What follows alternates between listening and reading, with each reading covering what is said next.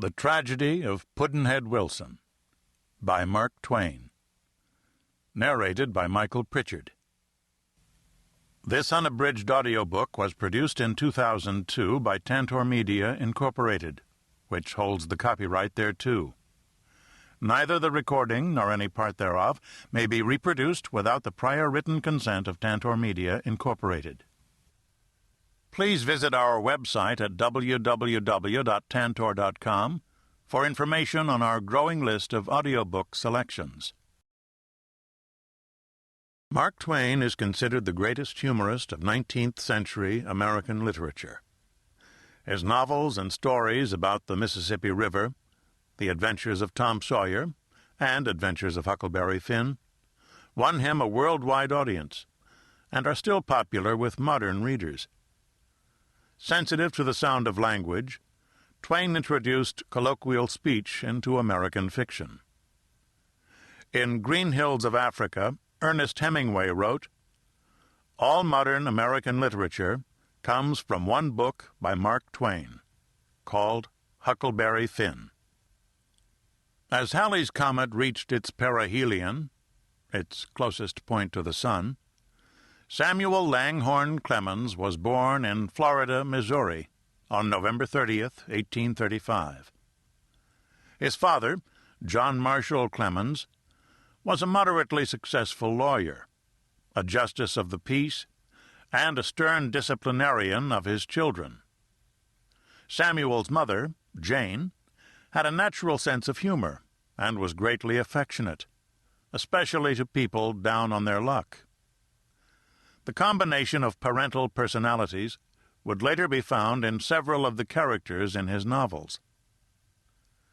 After his father's death in 1847, Clemens became an apprentice to a printer and wrote for his brother's newspaper. From 1857 to 1861, he worked as a licensed Mississippi riverboat pilot.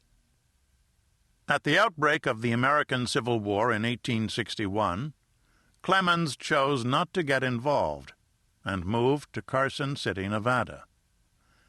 After an unsuccessful attempt at gold and silver mining, he joined the staff of a newspaper in Virginia City, Nevada.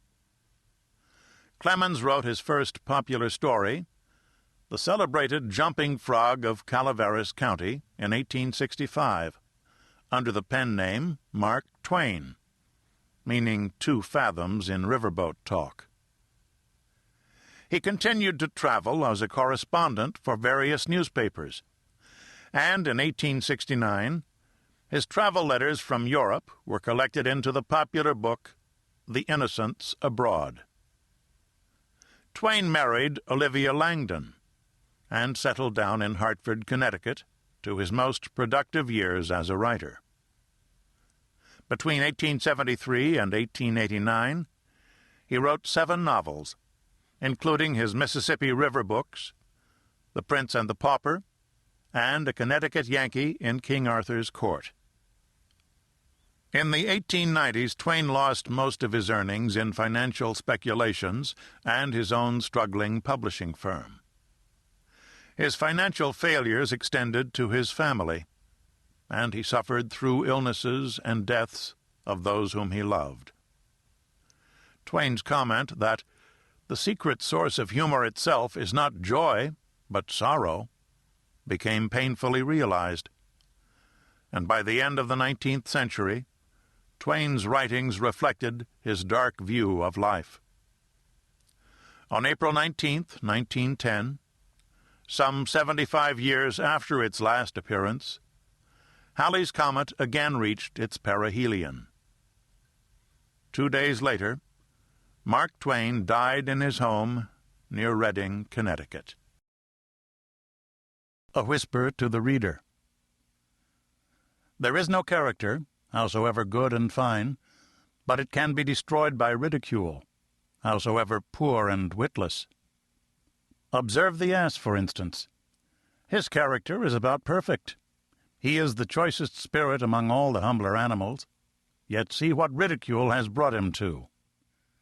Instead of feeling complimented when we are called an ass, we are left in doubt. Pudd'nhead Wilson's Calendar. A person who is ignorant of legal matters is always liable to make mistakes when he tries to photograph a court scene with his pen. And so I was not willing to let the law chapters in this book go to press without first subjecting them to rigid and exhausting revision and correction by a trained barrister, if that is what they are called.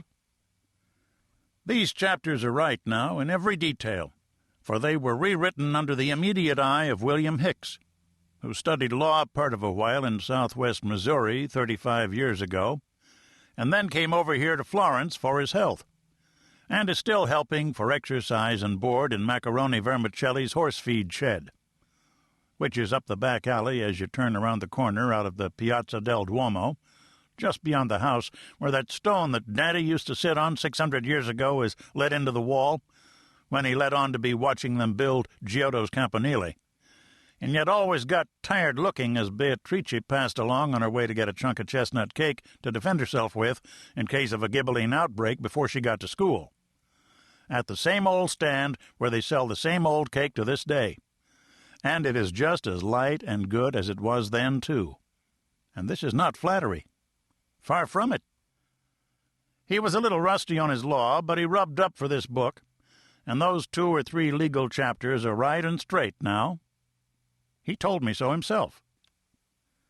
Given under my hand this 2nd day of January, 1893, at the Villa Viviani, village of Settignano, 3 miles back of Florence on the hills, the same certainly affording the most charming view to be found on this planet, and with it the most dreamlike and enchanting sunsets to be found in any planet, or even in any solar system, and given, too, in the swell room of the house, with the busts of Cheratani senators and other grandees of this line looking approvingly down upon me, as they used to look down upon Dante, and mutely asking me to adopt them into my family, which I do with pleasure.